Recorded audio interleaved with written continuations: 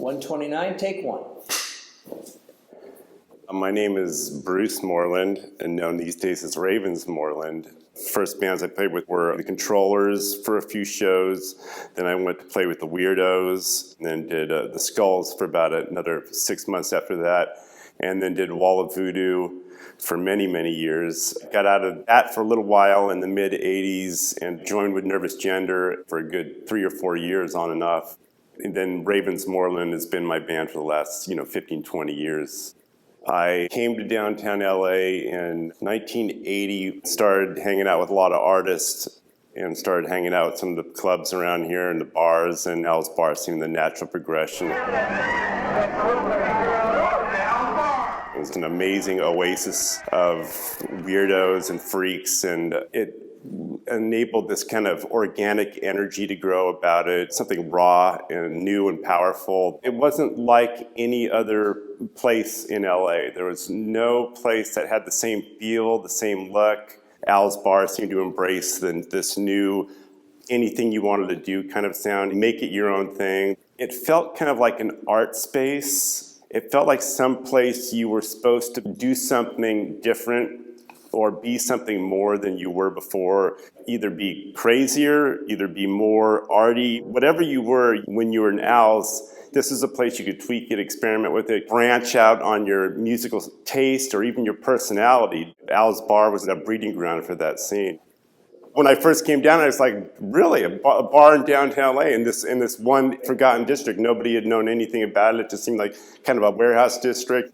I was brought down here to see Nervous Gender. That was one of my favorite bands in my early Wall of Voodoo days.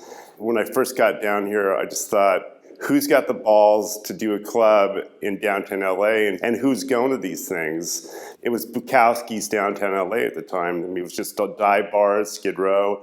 If you're a white person, the only reason you were down here was to cop heroin or hide out from the law. There was nothing down here for your middle-class, average white person. It was a scary place, and by 7 o'clock, the streets emptied here. Even police didn't patrol this area. Police figured anybody else who was sitting around LA at that time of night had whatever they had coming to them. Nobody wanted to be down here. If you were caught down here after 7 o'clock, you were either going to get mugged, or you were buying heroin, or you were eventually an artist. Me, who thought I knew everything was going on at the time, had no idea about it. And I thought I was so cutting edge in LA, and I wasn't. I mean, these people had already started doing it, already had a scene going on, and I came into it, and I loved it. And I was a drug addict at the time, starting to develop a little bit of a taste for heroin. So my poison was right down here as well, so it had everything I needed at the time. People in downtown LA weren't in LA to be actors, actresses, to be part of any scene or anything like that. They were here to get away from that, to be artists and to be different.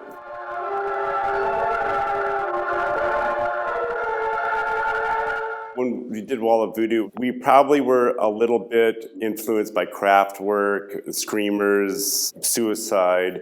They started developing synthesizers, and electronics started to come into play. And my brother was a maverick, and he said, I don't want a typical lead singer. I want someone who's like just almost like a dork or a nerd. And Stan Ridgway fit that bill. So he went down to the Mask and asked him if he wanted to try some stuff. And they started saying, well, we don't really even want to do necessarily a band. We're sick of this whole just trying to make it and get a record deal.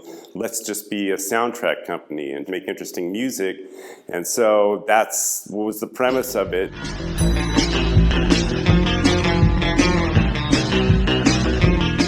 I joined the band with them, and we got a rhythm machine from Richard Butler. And his dad, Dawes Butler, was the voice of the Hanna-Barbera cartoons, Yogi Bear, and all the sounds that they did, the background noises and the beats were from this little rhythm-based rhythm machine. And you'd hear like samba, and there'd be these little up-tempo beats like that you would recognize from the cartoons from the 50s and 60s. We got a Moog synthesizer, and it was like the big purchase that we could ever do. None of us could play keyboards, which is perfect, so you just do like lobster claw method. You didn't have to be good. All you had to do is one note at a time, which is the way I still play keyboards. And that was the genesis of Wall of Voodoo.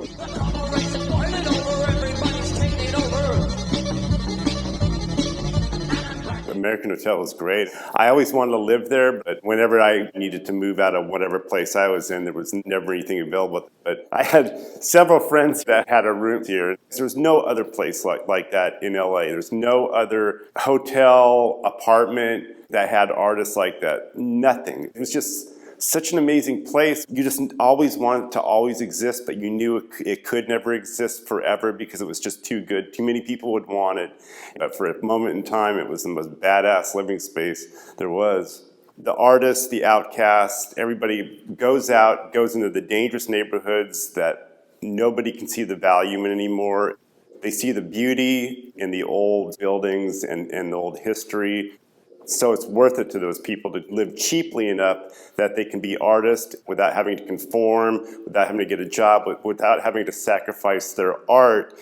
Those people are always the first to go out into these areas, and then people start paying attention to those areas, and then those neighborhoods become better neighborhoods, safer neighborhoods, more desirable neighborhoods, and the people with money see that, and they go, wow, and then they start homogenizing it, and then pretty soon what you have is a very safe, very expensive area that's just bland. Pretty soon this will be like a dying star. It'll exhaust itself because it'll be too bland. It'll blow up, it'll become poor again, all the bad element will move here, and then maybe years from now, a new artist will find it and it'll be reborn again. Cut?